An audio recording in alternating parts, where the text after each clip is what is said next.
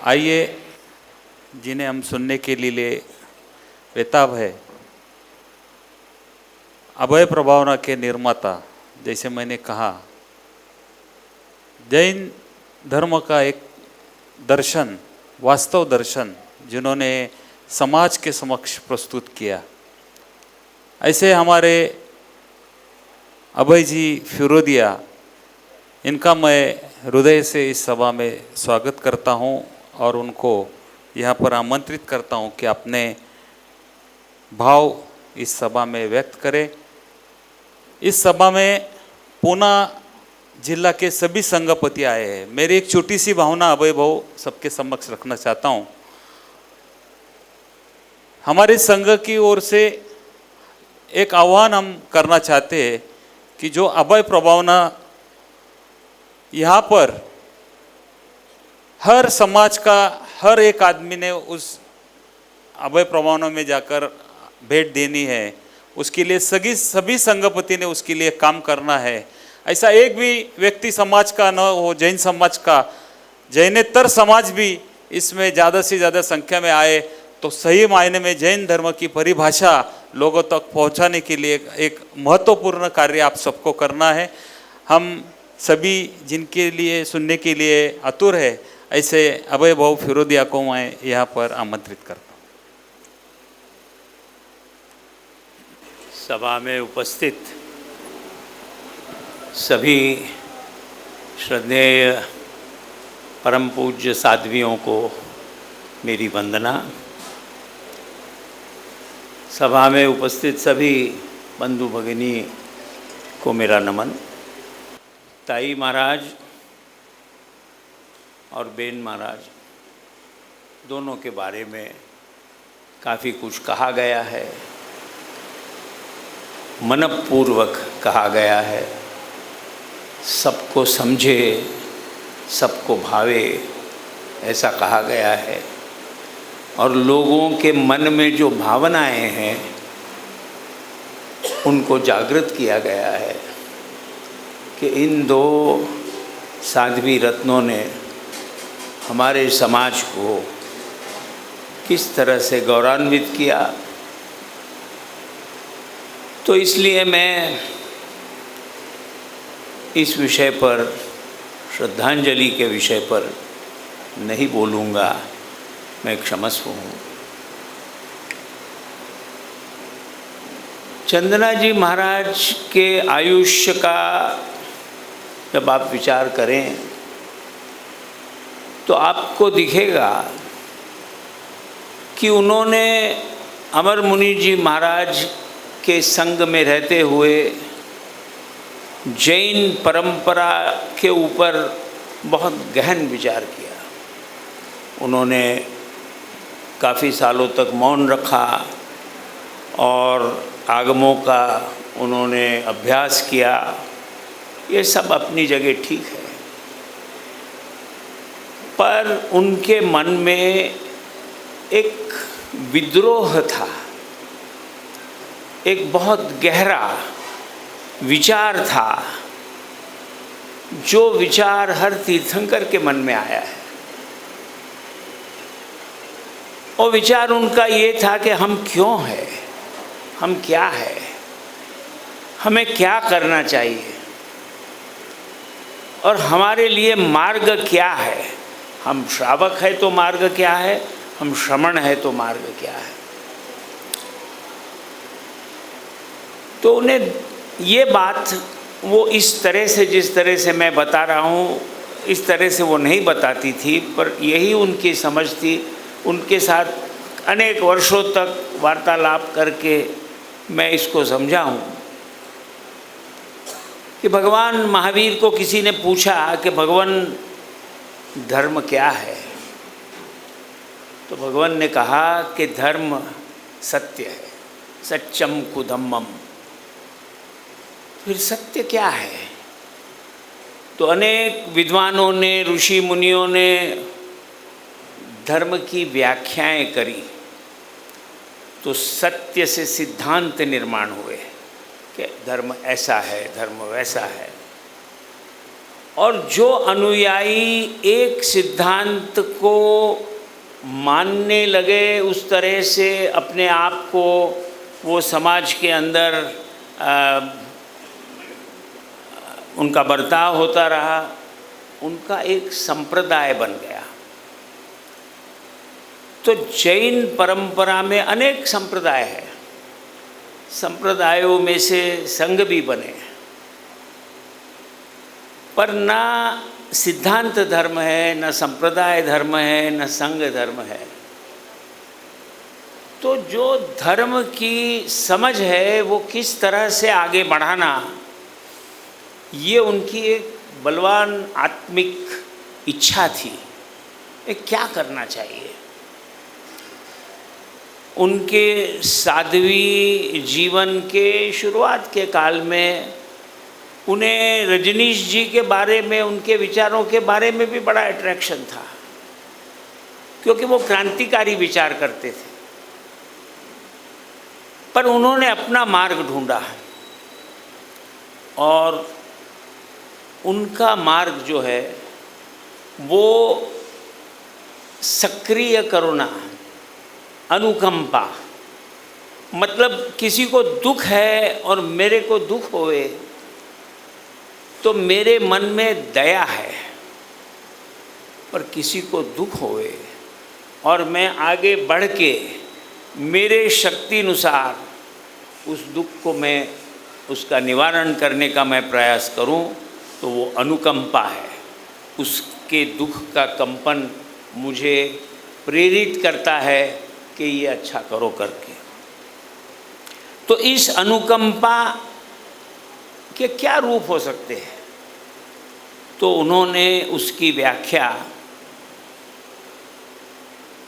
के साधना, मतलब स्वयं के आत्मा के उन्नति का प्रयास करना, ताकि हमारी शक्ति, हमारी प्रवृत्ति हरदम सचेत रहे।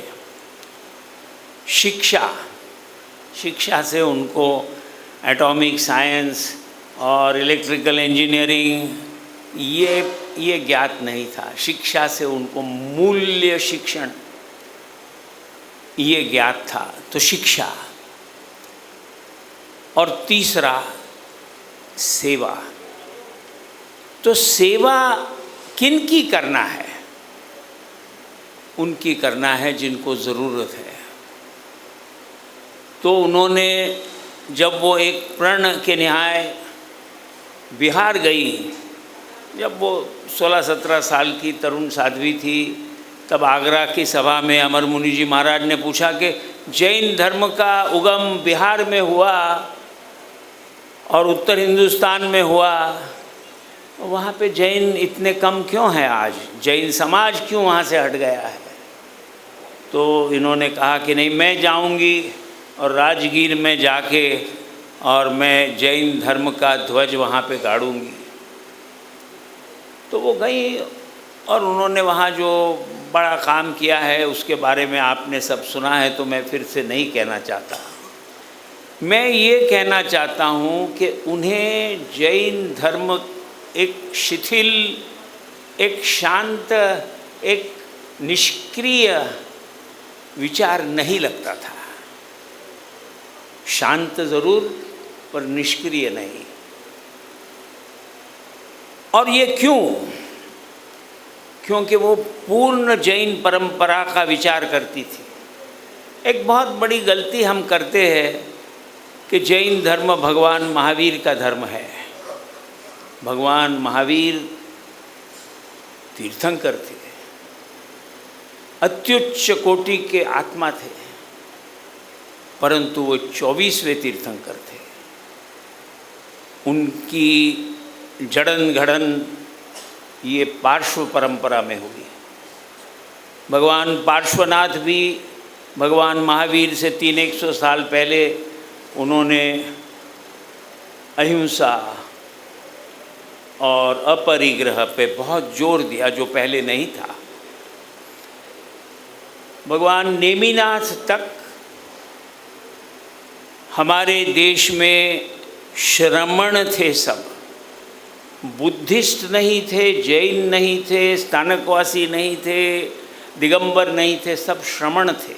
श्रमण धर्म था, श्रमण धर्म के फॉलोअर्स श्रावक थे, श्रमण धर्म के प्रवर्तक श्रमण थे। तो वो उससे पहले क्या आया, तो इसका विचार क्लैरिटी से करना ज़रूरी है कि हमारे श्रमण परंपरा की शुरुआत भगवान ऋषभदेव से हुई। ऋषभदेव ने अहिंसा की बात नहीं की, अपरिग्रह की बात नहीं की। और आपको आश्चर्य होगा, मैं थोड़ा अलग से एक दो शब्द कह दूं कि कोई भी हमारे तीर्थंकर जैन नहीं थे। जैन ये शब्द आज से 1500 साल पहले भगवान महावीर के निर्वाण के 1000 वर्ष बाद में जैन ये शब्द आया। ये सब श्रमण थे। और श्रमण धर्म जो है उसकी शुरुआत ऋषभदेव ने की, और उन्होंने जो बातें कही उसमें मुख्य विचार है समाज का उत्थान। समाज को सबल करो, समृद्ध करो, शांत करो, सक्रिय करो। तो असी मसी कसी वाणिज्य कला विद्या, इन चीज़ों का उन्होंने बहुत स्पष्ट रूप से एक लोगों के सामने लाया और समझाया। और आगे चल के जब समाज समृद्ध हुआ, शांत हुआ, हम लोग जानते नहीं है कि हज़ारों वर्ष तक भगवान ऋषभदेव से लगा के तो आज से 1000 वर्ष पूर्व तक भारत अत्यंत प्रतिभाशाली, अत्यंत समृद्ध प्रदेश था। हिस्ट्री बताती है कि सन 1750, आज से 300 साल पहले, दुनिया का सबसे समृद्ध देश पर कैपिटा इनकम के बेसिस पे, मतलब हर आदमी के औसतन आय के बेसिस पे भारत था। यूरोप दरिद्री था। वो क्यों आए यहाँ? हमें लूटने आए। सेंट्रल एशिया दरिद्री था। वो क्यों आए यहाँ पे? हमें लूटने के लिए आए। परंतु हमारी जो ऊर्जा थी वो क्रिएटिविटी में थी, निर्मिति में थी, ज्ञान में थी। तो ये बातें जो है वो आज हम बाजू में रखते हैं और हम सिर्फ अहिंसा की बात करते हैं। भगवान महावीर का सबसे बड़ा जो कंट्रीब्यूशन है वो अनेकांतवाद है, जो भारतीय परंपरा का बैकबोन है। आप अनेकांतवाद हटा दो तो संपूर्ण आपका ऐतिहासिक जो आपकी लीगेसी है वो गिर जाती है, चाहे वो वैदिक होवे, चाहे जैन होवे, चाहे बुद्धिस्ट होवे, चाहे सिख होवे। तो इस बात को समझाना ताई महाराज ज़रूरी समझती थी।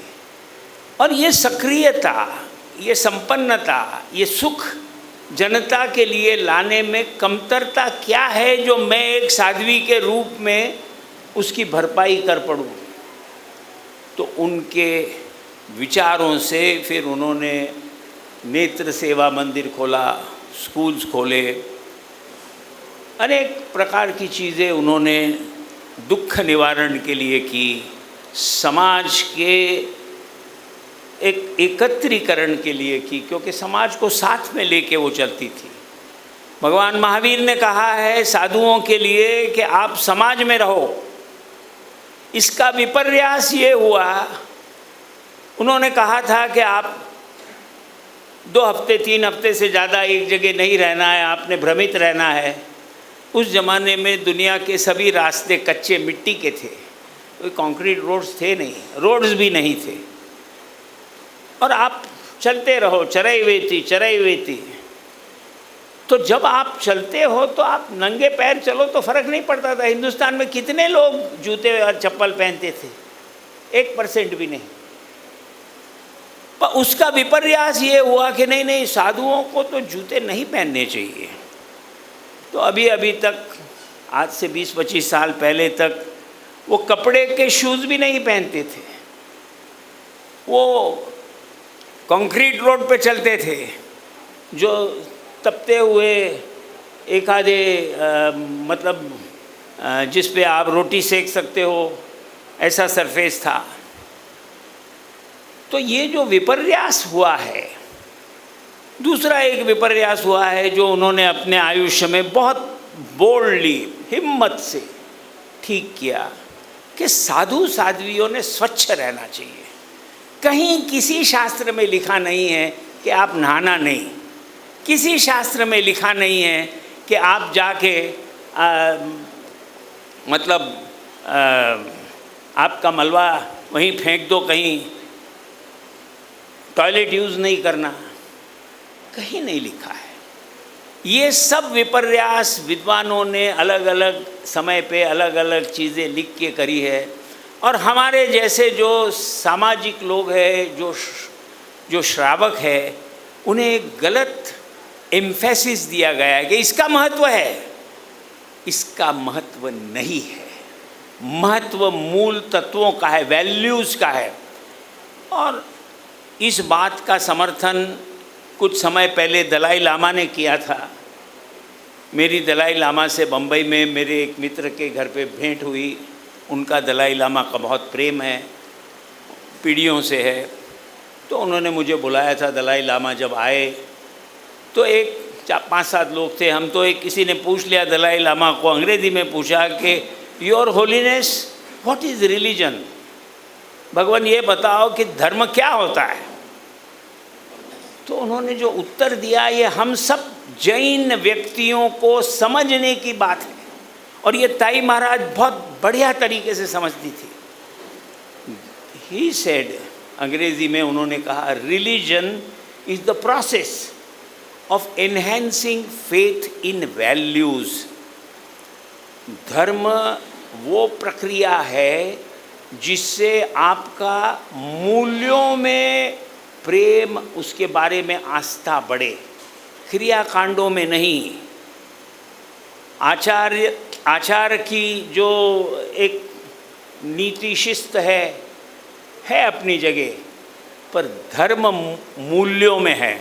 और धर्म के ये सभी मानते कि 3 अंग होते हैं। एक है क्रियाकांड, जिसको रिचुअल बोलते हैं, पूजा करना और फूल चढ़ाना या एक यात्रा करना, ये सब क्रियाकांड है, ये धर्म नहीं है।